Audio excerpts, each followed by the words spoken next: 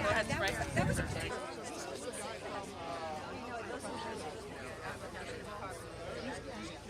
don't know if I posted on the Facebook that the weather gods are smiling on us. My wife said, "You make a deal with the devil." So we're going to get started. If we don't meet again. Hi everybody, welcome, and God bless the weather gods for today. After a very cold, windy, rainy spring where we did a lot of work, we're now ready to open the Haile Farm Preserve. It's 61 acres of property, and you'll hear some about it from some of our speakers. We're trying to keep it as short as possible so that anybody who wants can go out and walk on the trail. There are currently about 1.5 miles of trails. Our plans call for another mile or so within the next year or so. So this is going to be, already is, and will continue to be a great asset for the town of Warren. So our first speaker is Carrie Cronin, who is current president of the town council. Without the town council, this wouldn't have happened. They donated 55 acres of land to us, which we melded with 6 acres we already owned, and created the preserve. Again, without their support, this wouldn't have happened. Then the Department of Public Works cleared this right-of-way for us, so we sort of have a continuing relationship with the town, and we look forward to working with them in the future as well. So here's Carrie Cronin.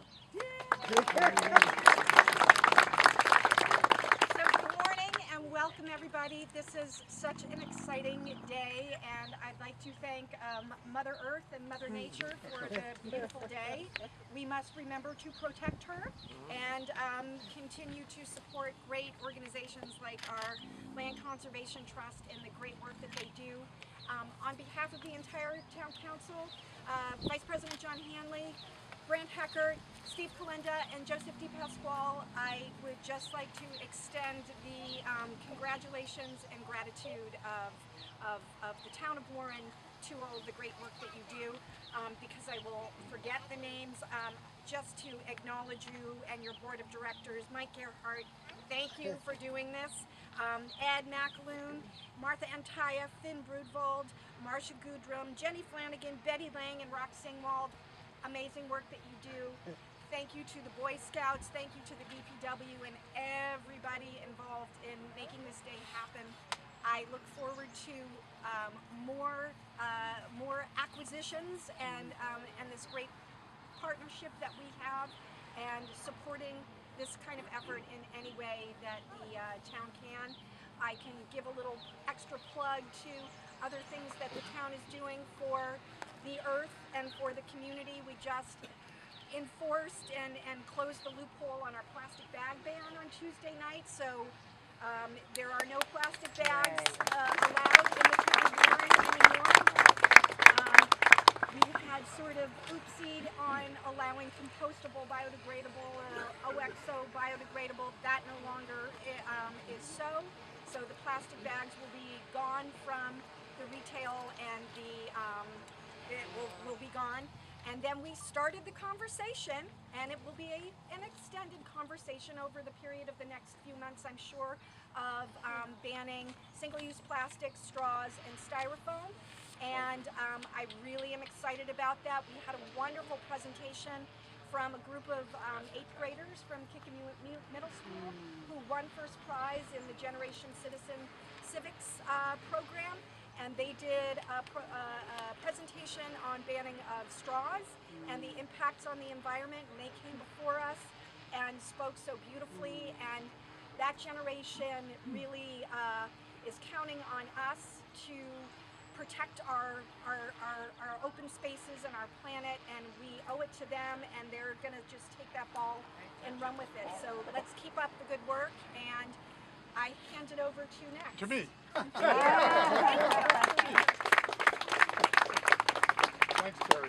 So next on the agenda is Senator Walter Felag. This is not an easy project, and it took some resources to make it work. And so when you go out to walk in the preserve, you'll see a number of boardwalks, and most of those were financed through a legislative grant that Senator Felag sponsored for the Warren Land Conservation Trust. So this is sort of a local state effort, And Walter, if you'd like to say a word or two. Thank you very much. What a great day and what a great turnout. I would also like to commend our legislators on the House side, Jason Knight and June Speakman. I don't know if they're here or not, but we've kind of worked. What? Oh, I'm sorry. I better say good things about them. No, and what I was about to say is that we work cooperatively in terms of our grants for the community. We're not going to be in competition where one guy gives the grant and he gets the credit or this or that. I think it's important that we share when we give these grants that it's for the community. And as one legislature puts in the grant, the other one backs that up, and so that way each of the organizations will receive their fair due, and then that way we can move forward as a community. What I'd like to do is to try to bring a little history to this land. I remember back when I became a councilman back in '78, but more importantly in '86 I became the president of the Warren Town Council. And during my tenure, as I think it was Jenny Flanagan reminded me, that in 1988, this became a big issue, this piece of parcel here, where the original thing was to have 416 condominiums placed in this whole property. And it really wasn't a good thing, and I really wasn't in favor of it. The actual application came down to 388. And they were saying, well, that's good enough. And I go, no, not really, because we were looking in another direction as the town council. And the town councilmen at the time were Jim McKenna and, well, at the time with Paul Harvey and Frank Alfano, Bill Estrella and others. And we decided to move forward with a pub type zone where it would be manufacturing and single houses. And with the idea of hopefully having some land available towards the Palmer River. And that came to fruition. And without the great work of Mike and the Warren Land Conservation Trust, obviously this would never come to fruition. Another thing that came to mind was when I was looking through my dockets of booklets that I have over the years, I came across the 250th dedication of the town of Warren, the annual budget report. So that was in 1997, so it was the 97-98 budget. And one of the things that really struck me in that budget was the last item, and that's where at the end of the document, the financial document, it shows what projects you're going to do for capital expenditures. And one of those capital expenditures in the last line was land acquisition and development rights. And the town council at that time had put in $500,000 towards that particular endeavor to save open space. So I know the program probably started even before that, but what's so interesting is that back 20 years ago, we were forward thinking in terms of development rights and acquiring land, and so those are all positive things. Another thought that really crossed my mind was a few years ago when the Warren Preservation Society hosted the state conference in the town of Warren. And one of the most important aspects of it was when an individual gave a speech at the Baptist church, and he talked about walkability of a community and how important communities are that have walkability, have access to small businesses rather than going to these strip malls at the time, and how important individual towns were.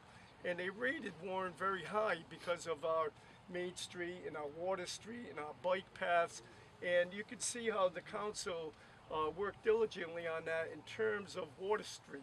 Like this morning, I took a walk through Water Street and Main Street, and to convey that walkability of our community. But not only that, it's the walkability of the passive areas like this that we're dedicating today that opens up that idea of exercise and fresh air and being back with nature. And so, and also I noticed today was when I was walking there was little pamphlets that said "Explore Bristol County." I think all the businesses now have that in front of their business establishments, and I took one of them and I read through it, and they talked about the great outdoors, but one part was missing. Haile Farm Preserve. And so I'd like to see that in there next year so that we can take advantage of it and people from outside the community can enjoy it. So thank you very much. Thanks, Paul.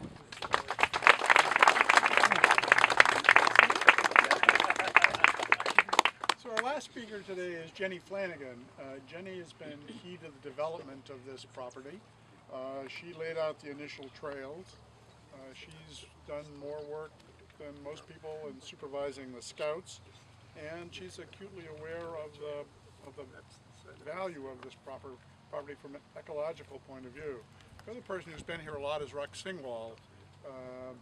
Whenever I'm here, he's here, and I'm here a lot. So I'd like to say particular thanks to Rock and have Jenny say a few words.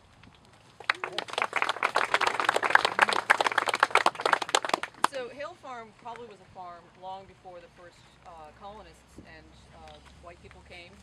The native peoples, the Algonquins, likely farmed this area with Three Sisters, corn, beans, and squash. After the King Philip War, the property transferred to Obadiah Bowen, and part of the history now is thanks to Barbara Haile and her ancestors who had been part of this property. The 170 acres that ultimately became Haile Farm came into the Haile family around 1708, and the Haile family held it for 176 years. Members of the Haile family that prominently lived here included Levi Haile, who was a Rhode Island Supreme Court Justice. He served on the court that tried Thomas Dorr during the Dorr Rebellion in 1842. The farming that went on here was likely, mostly livestock farming, and the salt marshes provided salt hay for the livestock. The last farmer here was Manuel Nunes. He was here for 77 years. He sold the property to a developer in 1988, which, as Senator Feli mentioned, the developer wanted to put in a whole bunch of condominiums. But part of that project was that the back wetland area be set aside as open space. And the property was supposed to come into the Land Trust's hands back in 1988, but through various flukes it never did until recently. It actually sold at tax sale. Owners weren't paying the taxes, and it went to tax sale to one tax sale developer, and then it sold to another tax sale developer. It went up for a third time before the town gave up. And the town held it basically from 1999 until 2017, when they transferred it to us. The property has salt marshes along the river, which is a fragile habitat and threatened even now by sea level rise. The opportunities ecologically for the habitat here are for salt marsh migration. We have a large freshwater wetland area behind that salt marsh that is some of the best ecology to support migration of the salt marsh into the interior, and we hope to work with Save the Bay and USDA's Natural Resources Conservation Service to assist in that process to continue to have healthy salt marshes. The Palmer River has some of the best topography in Rhode Island, much less southern New England, for salt marsh migration, and we are really proud to be working not only on this property but a number of properties up and down the Palmer River in Warren and in concert with the Barrington Land Trust to assist in salt marsh migration. We also have freshwater wooded wetlands and some upland forest habitat as well. So I'm really glad that you're all here today and get to see this wonderful resource that the town has worked with us to ensure that it remains forever protected and open to the public.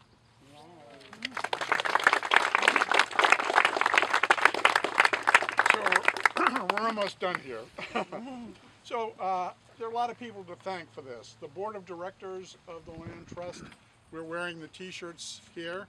So if you want to congratulate them and ask any questions, but they've been key to this, and we're very happy to have them here.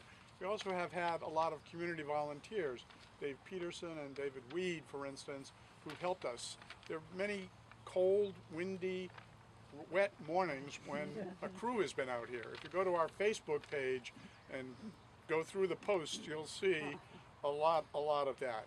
We also had financial support from Walmart and Bank Newport. Bank Newport's in the back here. Thank you very much. It's nice to see organizations like that involved in the community. Barbara Haile and her family, Ted, Peter, and Cindy Haile, are here, have been instrumental in this. The history that's on our website and the Cliff Notes version that's on the sign were done by Barbara. She also supported the signage that is here and will guide you through the preserve. But we couldn't have done it at all without the Boy Scouts. Troop 25 of Warren has provided immense support. We had Josh, Robert, Brandon, and Colin, and you see some of the Scouts here in their uniforms.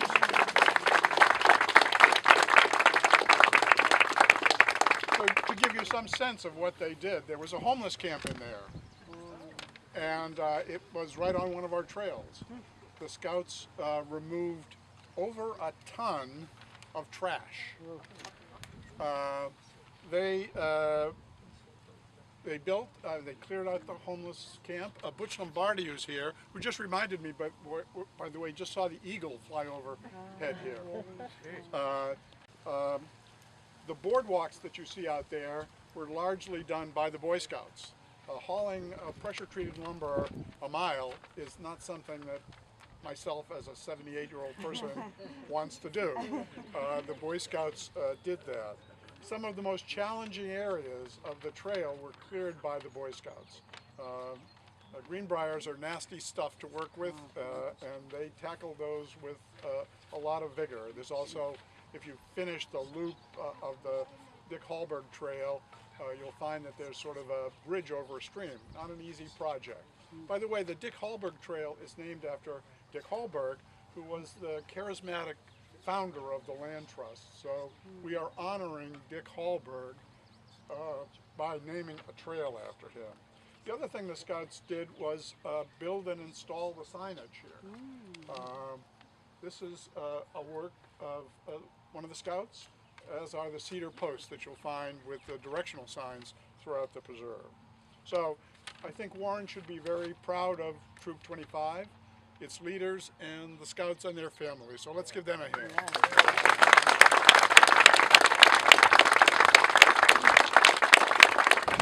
So now towards the end, on the table here, there's some material. There is the invitation, which has a small trail map on it. You're welcome to take that until they run out. There are also, we're going high-tech here, there are what are called QR codes on the sign. If you point your smart camera at the QR codes, it will bring up the trail map. How about that? It will also bring up the Warren Land Conservation Trust website, which is www.lct.org. Please go there. It's really wonderful. Marcia Goodrum and a consultant have done a remarkable job of putting up a website which we update all the time. However, on that table also there's our membership brochure. So I would like to thank all of the members of the Land Trust. We are a community-based organization. We couldn't do it without the members. If you appreciate what we're doing here, there is, by chance, an application in the membership brochure, which you can fill out and return to us. I think if we're going to do more work, we need more members. So please join. If you're not already a member, please join. The last thing that's on the table, or we'll move up to the table, is a bottle of Promethean. Promethean is anti-tick spray. You spray it on your clothes and it keeps the ticks off. It's very effective. There is a tick risk here. I don't know if some of you have gone to our Facebook page. I was putting out the tick signs here, and there's brochure from the health department, which is worth reading as well. And there, crawling across our sign, was a tick. Oh, wow. So I took a picture of it and put it on the website. So now we'd like to invite you to go for a walk. So there are two ways to get into this preserve.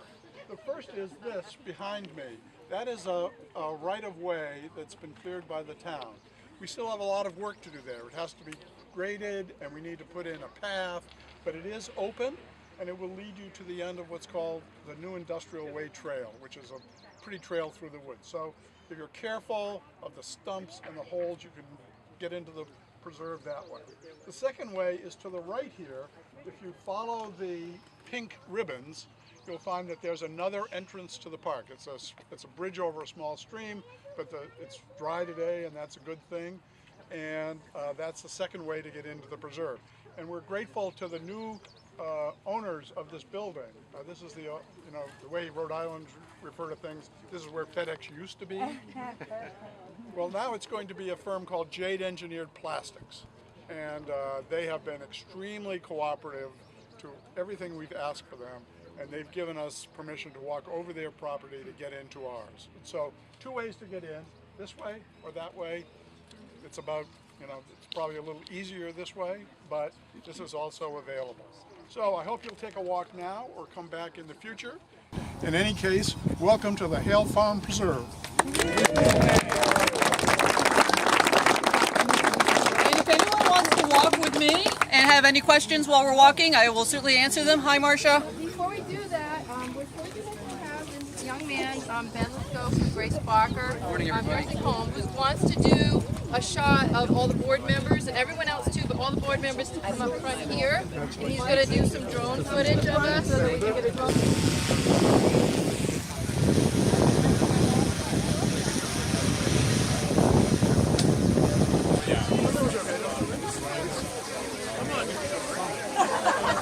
We need to balance it out. It is, they are. You get everybody?